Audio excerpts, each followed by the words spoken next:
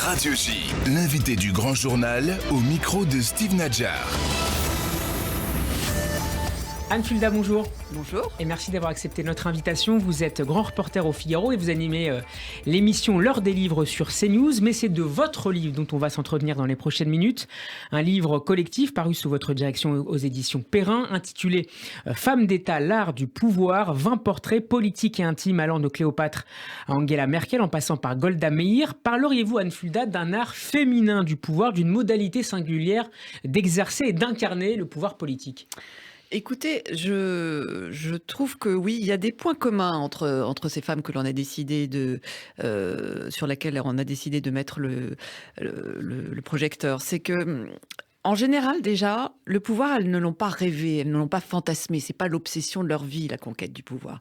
Et une fois au pouvoir, la plupart du temps, il y a moins d'hubris. Elles sont en général moins sensibles à la courtisanerie, plus un esprit de mission.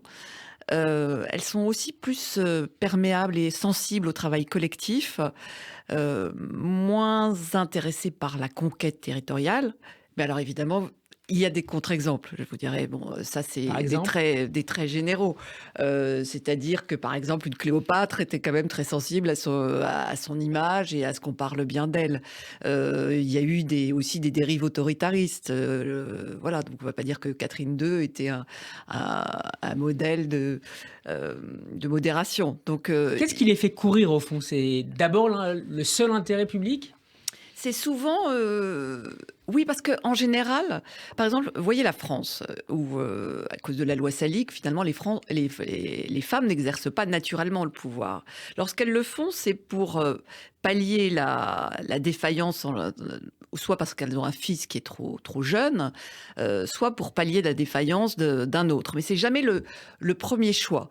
Et c'est une constante. Vraiment, on le voit à travers les âges. Elles ne se battent pas pour le pouvoir. Elles l'ont comme par défaut la plupart du temps. Et elles l'exercent plutôt bien.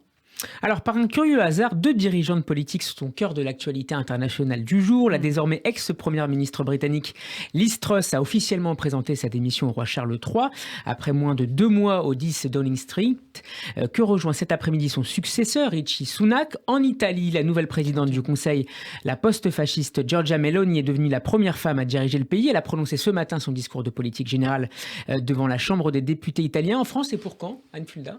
Alors, c'est une spécificité étonnante. On remarque qu'en France, comme aux États-Unis, les deux régimes présidentiels, il n'y a jamais eu de femme président. Ce qui est assez étonnant. Aux États-Unis, ils ont brisé beaucoup de tabous. Il y a eu un président catholique avec Kennedy, il y a eu le premier président noir avec Obama, jamais de femme.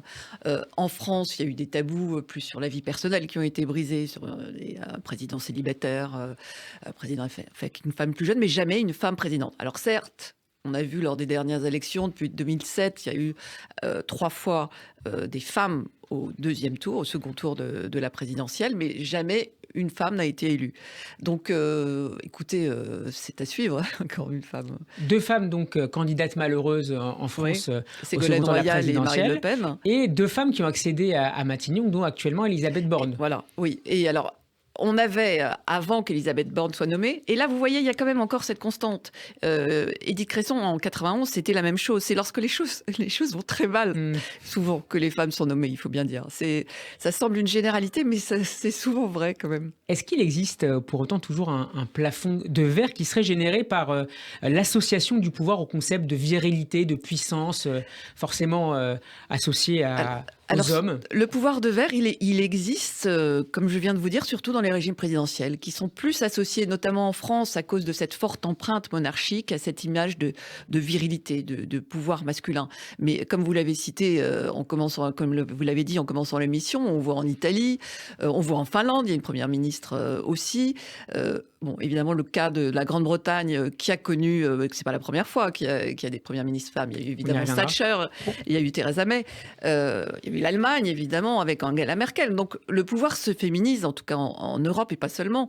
Et la France reste une exception assez notable. Donc, je pense que c'est vraiment lié à ces pouvoirs présidentiels hyper présidentielle. Même si on voit en France des femmes accéder par exemple à des ministères régaliens, notamment au ministère des Armées. Oui, c'est vrai que ce fameux plafond de verre, en réalité, il a été percé depuis longtemps concernant certaines fonctions. Il y a eu aussi Christine Lagarde, qui a été la première ministre de l'économie d'un pays européen, puis ensuite au FMI, à la BCE. Néanmoins, cette fonction suprême, comme on dit en France, n'a jamais quand même été exercée par une femme, ce qui est une étrangeté. C'est culturel?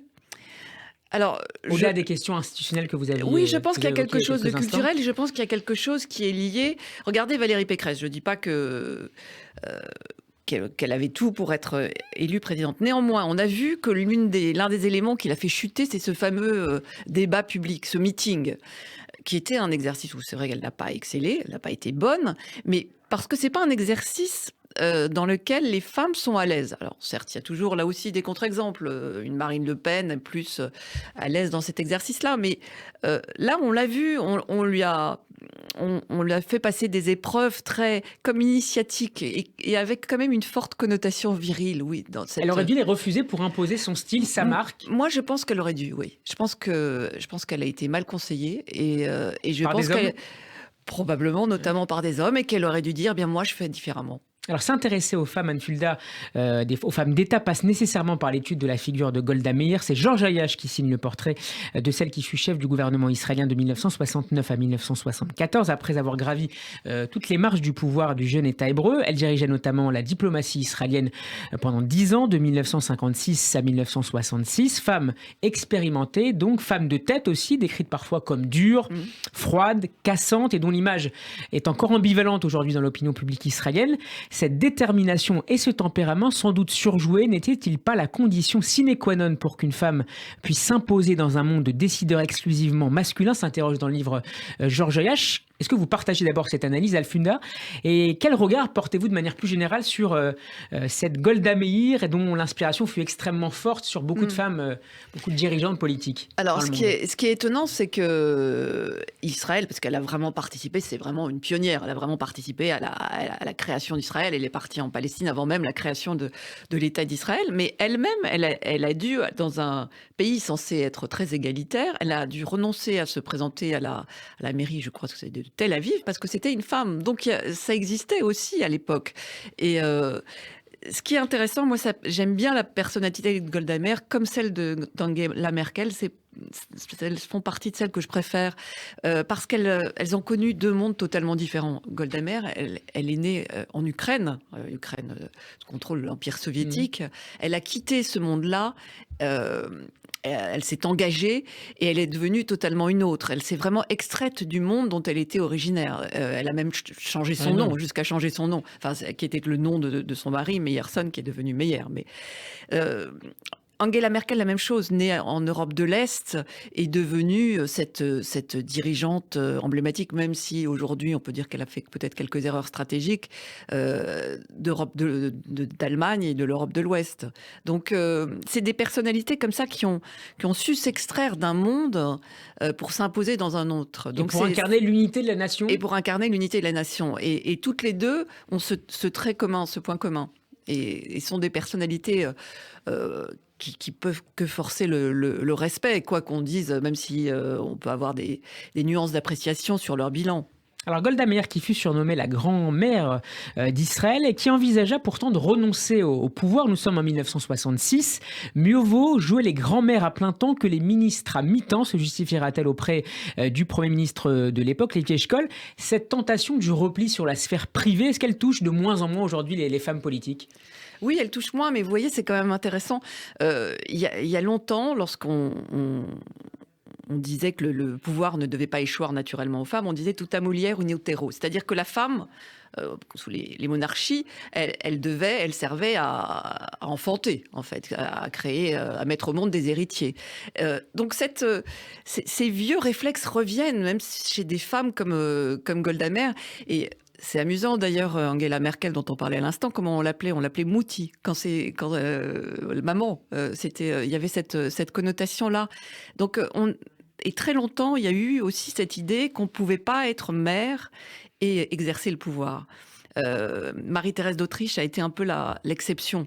Vous savez, Elisabeth Badinter lui a consacré un livre passionnant parce que c'est la première qui a réussi à montrer qu'on pouvait être mère. Elle a eu de 13 ou 16 enfants, je dois dire que j'ai un doute tout d'un Pas coup mal. sur le nombre d'enfants, et a exercé le pouvoir vraiment. Donc ça a été une révolution à l'époque. Est-ce qu'elles peuvent être, ce sera ma dernière question, des figures aussi apaisantes pour le débat public? Oui, mais après, c'est toujours la même chose. Je ne vais pas donner une vision angélique de la femme. Et un peu essentialiste aussi, peut-être. Voilà.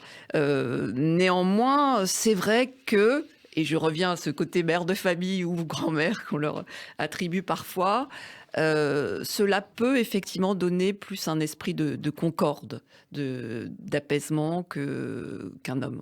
Et ça renvoie également à la figure d'Élisabeth II, à laquelle vous consacrez un portrait, une reine universelle, une icône planétaire, écrivez-vous, des temps modernes, héroïne également aujourd'hui d'une série sur Netflix. Merci beaucoup Anne-Philette d'avoir été avec nous. J'invite nos auditeurs à découvrir votre livre paru sous votre direction aux éditions Perrin, Femme d'État, l'art du pouvoir, interview à retrouver en podcast sur radioj.fr et sur notre page YouTube. À très bientôt sur Radio J. Merci.